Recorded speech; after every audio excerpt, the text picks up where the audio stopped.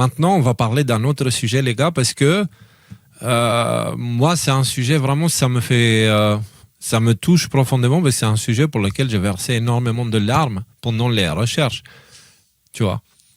Donc, on va parler de Vinted et le trafic d'enfants sur Vinted parce que, comme vous voyez ici, on a le journal 20 minutes qui a fait un article, merci Thierry, entier sur comment un vendeur de Vinted nous a proposé d'acheter une fillette de 7 ans pour 12 000 euros. Alors, messieurs, dames de 20 minutes, je vous conseille fortement de faire attention parce que quand vous dites un vendeur de Vinted, vous sous-entendez que les vendeurs ont des liens directs avec Vinted. Or, Vinted, c'est une plateforme de vente. Les clients, c'est des privés. D'accord ? Un vendeur sur Vinted, ouais. C'est plutôt ça, parce qu'en disant ça, vous faites croire qu'il n'y a que sur Vinted, alors que nous, on a montré dans le passé que ce phénomène se reproduisait sur même Le Bon Coin, sur Etsy, et sur plein d'autres sites, même sur Amazon, tu vois, sur plein d'autres sites où un privé peut vendre des choses. Et à chaque fois, c'était la même chose. Il te mettait un objet qui ne coûte rien, avec un prix faramineux. Sur Wayfair, par exemple, en 2020, c'était des coussins ou des armoires. Des armoires au mode Ikea à 30 balles, tu vois, qui étaient affichées à $10 000. Et quand on avait parlé à l'époque, enfin, ce que fait 20 minutes là, c'est dangereux parce que ce n'est pas une affaire exclusive de Vinted et la plateforme elle-même n'y est peut-être pour rien. Et ils ont essayé de combattre le problème plusieurs fois après que des gens, y compris nous, en ont parlé. Mais malheureusement, ils ne peuvent pas avoir le contrôle sur ce que le privé fait. Peut-être qu'il faudrait remettre un tout petit peu de contexte pour une personne qui découvre le sujet. Alors, en 2 phrases, sur ces plateformes style Vinted, Etsy, Wayfair, Le Bon Coin, même Amazon, toutes ces plateformes que tu citais, effectivement, ce que tu disais, des objets qui valent quelques dizaines d'euros, qui sont vendus pour des milliers d'euros, des dizaines de milliers d'euros, avec des descriptions qui sont parfois assez troublantes, comme on peut le voir là ici. Ils sont en train de vendre une poupée de 1,50 m en très bon état ou des choses comme ça. Donc, l'objet et la description 12 ans, ne correspondent absolument pas. La théorie qui est derrière, c'était que ils utilisent ces plateformes pour faire du trafic d'enfants et les gens qui ont les bons codes arrivent à faire acheter des enfants, vendre des enfants pour ces quantités d'argent-là, voilà, à la face de tous. Voilà. Le sujet, on l'a dénoncé, nous, plus un certain nombre d'autres personnes, mais c'est vrai que moi, c'était quand je suis arrivé à mes débuts avec les décodeurs, on avait beaucoup parlé de ça. En gros, qu'est-ce qui s'est passé ? On s'est foutu de notre gueule, on nous a débunké. Historiquement, on va vous faire l'historique parce qu'on a ramassé les vidéos. Donc là, on a la vidéo scandale Wayfair et Yandex. Okay, et c'était le scandale qu'on avait évoqué sur Wayfair, qui était un site de vente comme Vinted, où on voyait déjà ce phénomène. Si vous regardez la date, elle date de 12 juillet 2020. D'accord ? À l'époque, grâce à toutes les attaques médiatiques, on avait énormément d'audience. Okay ? Bon, à l'époque. Maintenant, on a la même audience, mais à l'époque, c'était montant. Et ça parlait beaucoup des QAnon. Donc, tous les sujets qu'on abordait, ils étaient repris par les médias mainstream pour être ridiculisés.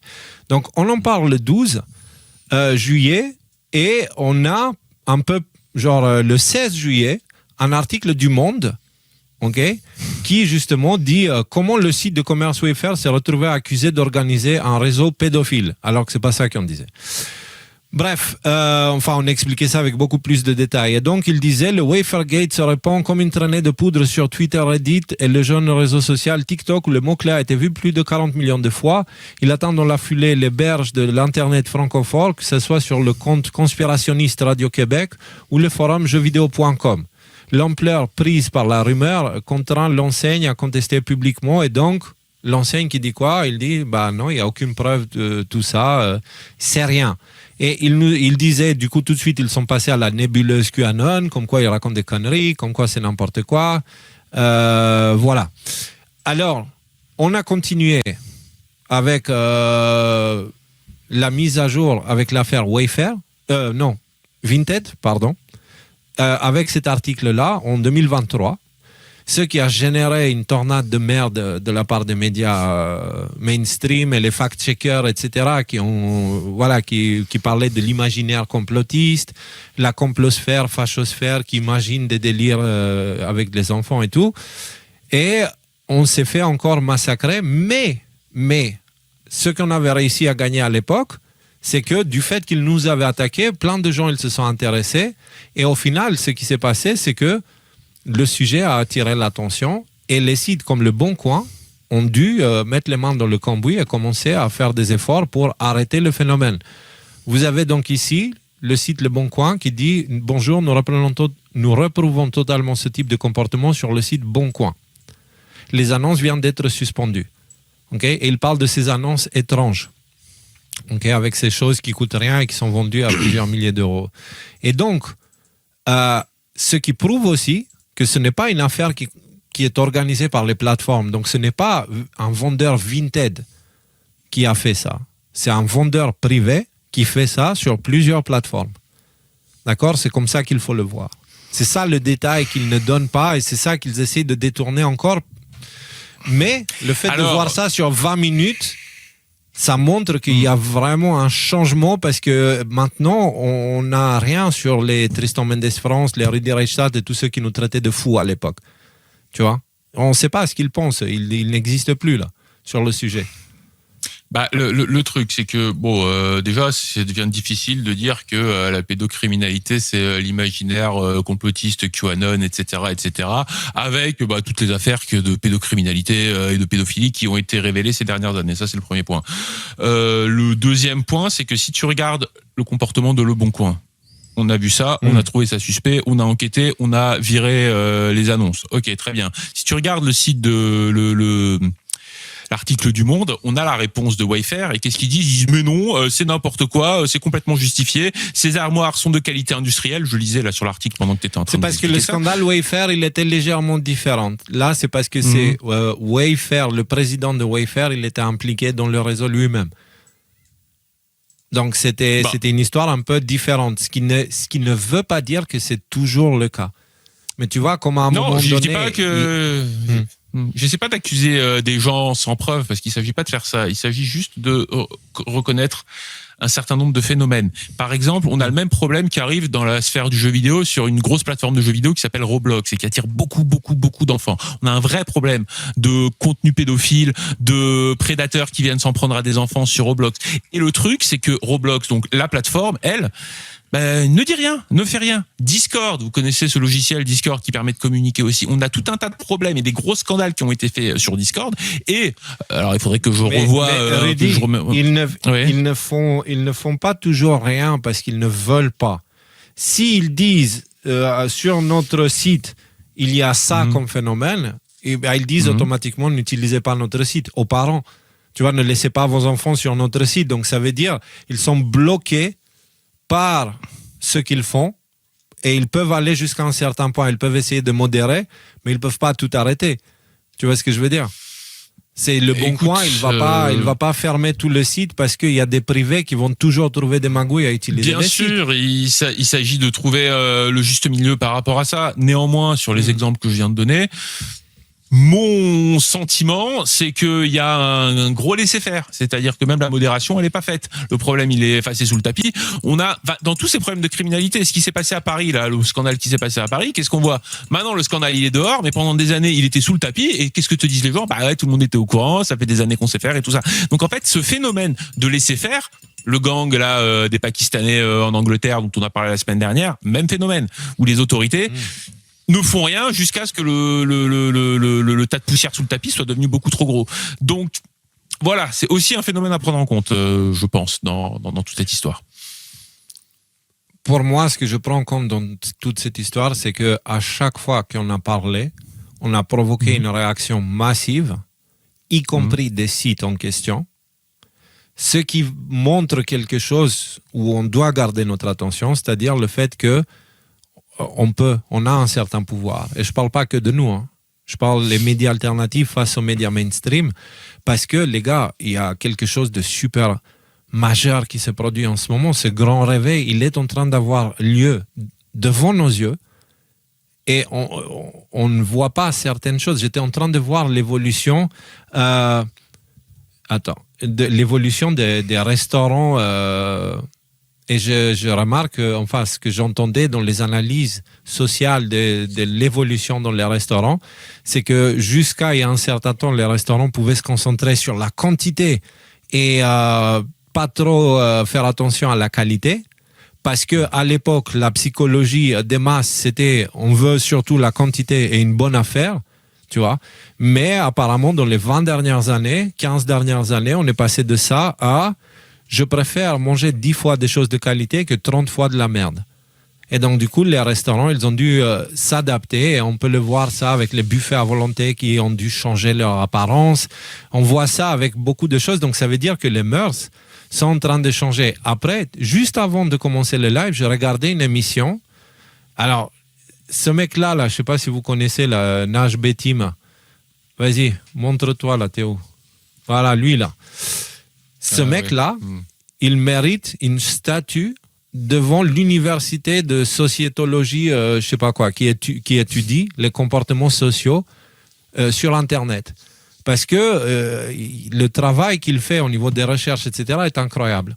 Donc, je vous le conseille fortement. Il ne dit pas toujours que des choses intelligentes, comme nous. Il n'y a personne qui dit que des choses intelligentes, tu vois. Donc, c'est quelqu'un, comme avec nous, faites attention à l'emballage. Mais il fait un travail extraordinaire. J'aime bien son point de vue et c'est quelqu'un de très agréable à regarder. Il a une bonne énergie, une bonne ambiance et tout ça. Donc, là, il parle du cas d'un certain YouTuber qui cartonne aux États-Unis pour son look maxing, c'est-à-dire il se concentre sur la beauté et tout. Et en gros, selon lui, il y a les hommes moches et les hommes beaux. Et si tu es moche, tu n'as pas le choix que de devenir beau si tu veux réussir dans la vie, tu vois. Et une fois que tu es beau, après, tu vas avoir accès à tout. Et cette psychologie fonctionne merveilleusement aux États-Unis. Et ça cartonne, et le mec, il peut avoir toutes les nanas qu'il veut, etc., etc. Et il a beaucoup d'argent. Et ce mec-là, il a eu la bonne idée de venir en France pour se la péter. OK? Et ben, il s'est fait renvoyer par 100% des nanas françaises. Genre, mais pour qui tu te prends? Tu vois, parce que ce qui est apparu, c'est qu'apparemment en France, on accepte beaucoup de choses, on accepte les riches, on accepte, etc. Mais on n'accepte pas quand quelqu'un se prend pour plus que ce qu'il est. Tu vois, ouais, et l'excès ça de passe prétention, pas. ouais. L'excès de prétention. Et donc, du coup, il y a eu genre un tel clash culturel entre la culture propagée aux États-Unis qui met en avant ce genre de gars et la France, où le mec, il est rentré la queue entre les jambes, tu vois, en mode ça fait mal. Et du coup, ça.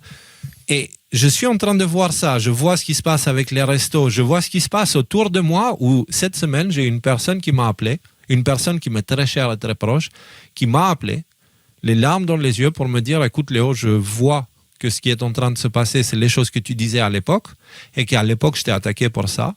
Donc, je t'appelle pour te demander pardon. J'ai été injuste et dur envers toi, etc., etc. Ça montre quelque chose, tu vois. Et moi, j'ai dit, t'as pas à demander pardon, tu croyais ce que tu croyais, maintenant c'est bon. Si on peut revenir proche, tout va bien, tu vois, on s'en fout. Je t'en veux pas et je comprends tout à fait, à ta place, j'aurais fait la même chose. Voilà. Donc, il y a cette évolution qui est là.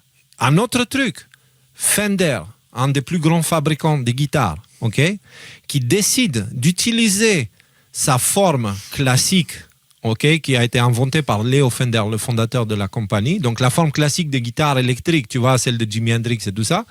Et ils n'ont plus... c'est une forme de guitare qui est juste ergonomique. Et eux, ils ont dit non, c'est pas ergonomique, c'est une œuvre d'art, parce qu'ils voulaient classer ça dans les œuvres d'art pour pouvoir poser les propriétés dessus. Mm-hmm. Mais c'est comme s'ils essayaient de mettre la propriété sur la roue, si tu veux, parce que c'est une forme qui est faite pour des raisons pratiques plus qu'esthétiques, tu vois. Et donc, ce qui s'est passé, c'est que Fender a utilisé son pouvoir pour aller écraser tous les petits vendeurs en leur disant, si vous vendez des instruments qui ressemblent aux nôtres, on va vous détruire. Et étant un des plus grands, il y a très peu de compagnies qui ont pu dire quelque chose, sauf que là, tu as Thomann, qui est un revendeur en Allemagne, qui lui, il est 3 fois plus grand que Fender. D'accord? Donc lui, pour lui-même, il ne risque rien. Mais Thomann n'a pu se protéger, mais pas seulement ça. Ils ont attaqué Fender en justice pour défendre les petits. Donc, si tu veux, une compagnie qui a mis un CEO, un président qui avait les dents qui rayaient le parquet, okay, qui a voulu vraiment saigner tous les guitaristes et toute l'industrie de la guitare, Et ben en fait, il pensait que parce qu'il est géant, il va pouvoir faire ce qu'il veut. Et là, il s'est fait dévorer par un géant 3 fois plus grand que lui qui est venu à la défense du petit. Et ça, il n'y a personne qui avait vu venir. Et dans la description, justement, Thomann, ce qu'il dit, c'est... donc le revendeur allemand, il dit Fender profite de sa position de pouvoir parce que la plupart des personnes impliquées d'entreprises impliquées dans cette situation ne peuvent pas se défendre. Alors nous ne sommes pas là que pour nous-mêmes, nous sommes là pour ceux qui ne peuvent pas se défendre. Et tu vois ce genre de choses, et quand tu comprends un peu le monde de la musique et tout ça, tu comprends que ce qui est en train de se passer là, c'est quand même chelou. C'est-à-dire qu'il y a une volonté obscure d'un côté, mais qu'il y a d'un coup une force lumineuse inattendue qui apparaît en face et qui repousse de l'autre côté pour amener une sorte d'équilibre. Tu vois, donc il y a le monde occidental qui essaie de forcer certaines choses, tu vois, surtout les États-Unis en ce moment. Et de l'autre côté, il y a une force de résistance qui apparaît de nulle part et de façon très surprenante, tu vois. Donc, il ne faut pas qu'on perde de vue. Ouais, moi, ce que je trouve intéressant dans cet exemple, c'est que cette histoire de ténèbres contre la lumière, on en parle beaucoup depuis ces dernières années, et c'est souvent les ténèbres, donc ce sont les gros géants, les grosses multinationales et des choses comme ça, contre le petit peuple qui s'organise, qui a la force du nombre, et donc c'est comme ça souvent que s'articule le conflit. Là, dans l'exemple que tu donnes, on voit qu'il y a des géants qui se mettent du côté du peuple pour, semble-t-il, pas vraiment d'intérêt commercial derrière. Bon, certainement, ils se sont bien redorés leur image derrière aussi. Et c'est bien. Ils défendent leurs intérêts, mais ils peuvent défendre que les leurs, pas celles de tout le monde. Et ce n'est pas ce qu'ils font. Et on peut très bien dire, parce que si tu le dis comme ça rappelle un petit peu ce que Trump fait en ce moment. Si tu réfléchis bien. De quel point de vue? C'est-à-dire que tu as d'un côté une force... C'est un géant qui se met du côté de l'autre côté. Ouais. Voilà.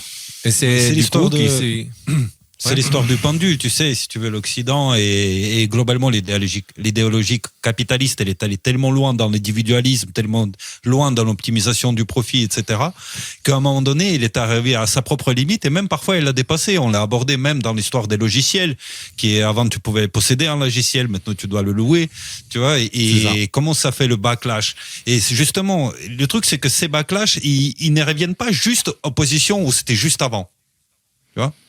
Très souvent, ils y vont complètement dans l'autre direction. Donc, ce qui risque de se passer justement dans ces sociétés qui ont promu énormément l'individualisme et le profit individuel, la croissance personnelle, machin, etc., ce qu'on reviendra au contraire à quelque chose qui sera beaucoup plus altruiste, par réaction. Plus global. Parce que oui, bien sûr.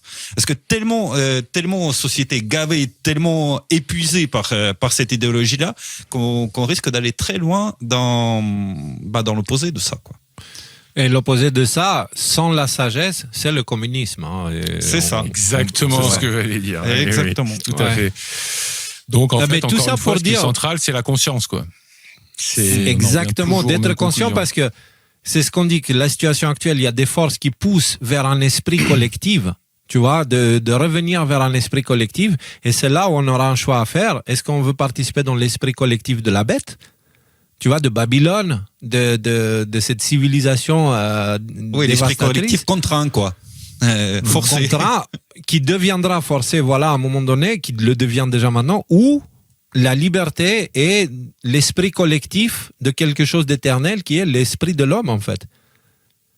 C'est-à-dire l'homme tel qu'il est voulu par la création, celui qui est en état d'équilibre avec la création, qui ne produit pas de la poubelle, qui fait des créations avec amour, qui ne fait pas les choses pour l'argent et le pouvoir.